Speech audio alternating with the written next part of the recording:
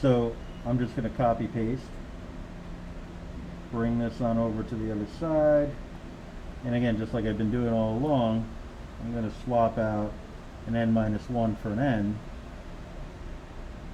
and then really it's just a matter of coming up with a general rule. Now you can see here that we still have that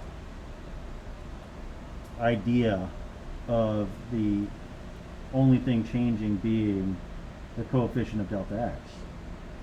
Right? So that appears to be going from 1 to n. So what I'm going to do is I'm going to create an index I that's going to go from 1 to n.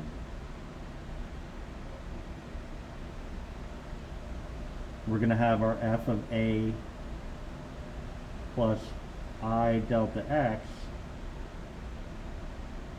multiplied by delta x. So as long as that spans from 1 to n, we would have that expansion that you can see above here, all right, all of that stuff. So the question becomes, all right, so which one's the winner? Well, one will give you the lower bound, the other will give you the upper bound for the area, all right? But you see below here, I have a little idea of a limit. You throw in a limit as n approaches infinity. What you're doing is you're making each one of those rectangles have infinitesimal width. So you're getting infinitely many rectangles. And what that'll do is essentially make these two expressions equivalent to one another. So if you find the limit as n approaches infinity of this expression, that's going to be the same as, for equality equal sign, the limit as n approaches infinity for equality infinity of this whole shebang here.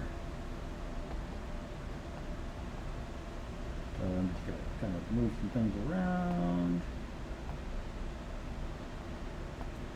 So the follow-up question here would be, okay, well, why did I select, I typed the one that you see there, like, why did I select that one? And the short answer is, it has to do with the index. You can see the lower bound of the summation, the index value is a 1. All right. All of our rules have 1s as the index initial value.